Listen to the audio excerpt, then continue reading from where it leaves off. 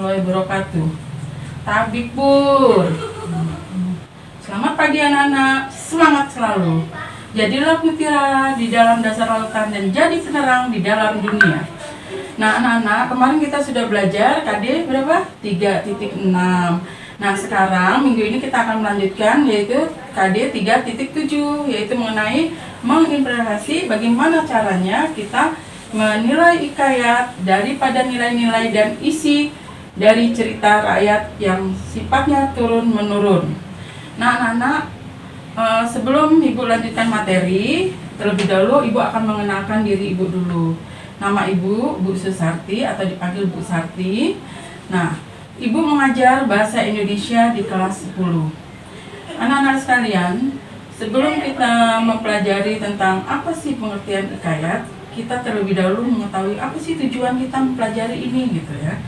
Nah, dengan cara belajar daring ini, kita dilatih untuk menjadi anak yang disiplin, bertanggung jawab ya di dalam pelajaran, dalam waktu, dan dalam tugas. Nah, sifat disiplin itu harus kita tanamkan sejak dini hari, sehingga kita menjadi manusia yang disiplin.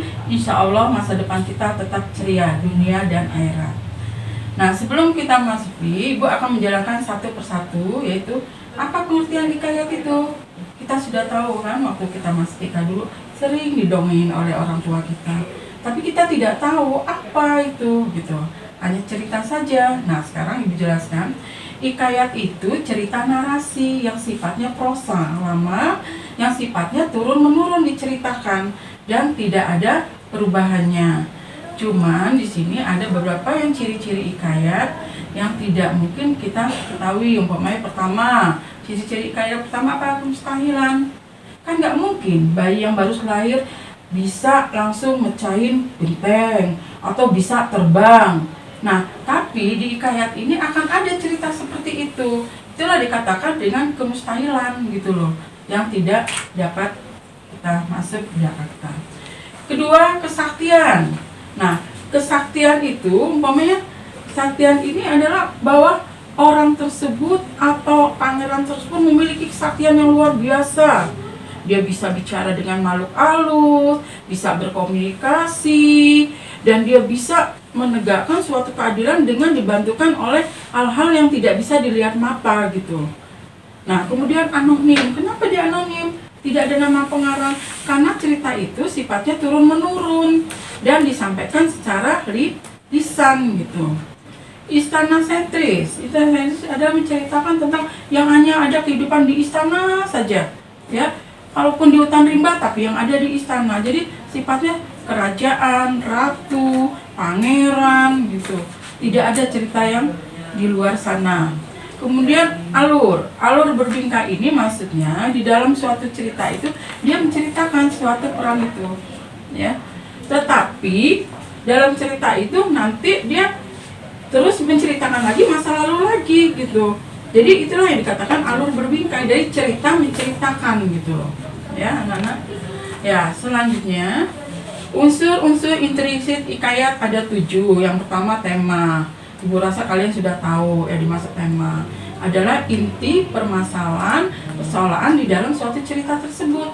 Temanya apa gitu, menceritakan apa, pasti akan bertema cerita tentang kebaikan, tapi walaupun ada klimaksnya.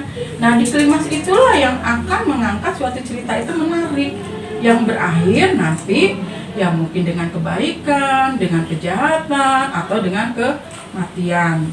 Kemudian yang kedua alurnya ada 3. Nah, alur maju, alur mundur, atau alur campuran. Jadi cerita itu nanti diceritakan apa? Kebanyakan hikayat menggunakan alur campuran karena dia sudah menceritakan ke depan atau menceritakan masa lalu lagi, balik lagi. Nah, itu dinamakan alur campuran. Kemudian yang keempat adalah penokohan. Nah, di penokohan ini kita mengenal ada 3 sifat, ya. Nah, inilah yang akan kita ambil nanti kita mau sebagai manusia yang bagaimana. Apa mau manusia yang baik, yang jahat, atau pura-pura baik tapi hatinya jahat gitu loh. Atau disebut antagonis, petagonis, tirtagonis. Nah, itu pun bisa kita ambil untuk hidup kita. Saya mau hidup sebagai peran yang mana sih gitu loh, ya.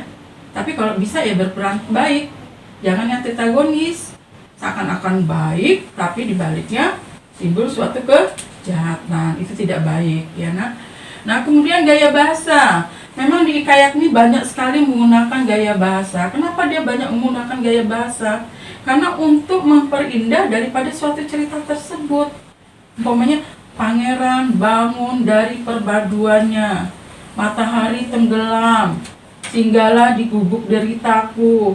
Nah, itu gaya bahasa yang digunakan. Sehingga kita harus mengartikannya. Nah, amanat adalah pesan dari pengarang untuk kita nak. Jadi yang baik nanti kita ambil, kita tiru, yang jahat jangan kita ikutin gitu loh. Ya, itu tujuan daripada kita membaca suatu cerita. Kemudian latar tempat kejadian. Biasanya kalau zaman dahulu ada kerajaan di lingkungan istana saja, tidak kemana-mana gitu loh. Sudut pandang adalah daripada si penulis ini memerankan si tokoh. Mau diperankan seperti apa tokoh ini gitu loh. Kita ambil contoh, umpamanya kayak cerita Raja Donar. Dia turun dari raja, tapi karena bapaknya mudah terpengaruh sehingga si bayi ini harus dibunuh, katanya akan bawa sial. Tapi ternyata si bayi ini nanti yang akan menolong ayahnya dalam suatu kerajaan gitu.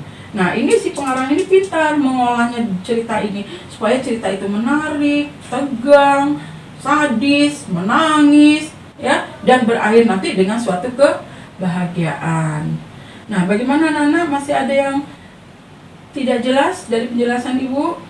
Nah apabila masih ada yang kurang jelas, nanti boleh anak-anak bertanya lewat WH ataupun lewat blogger untuk komennya.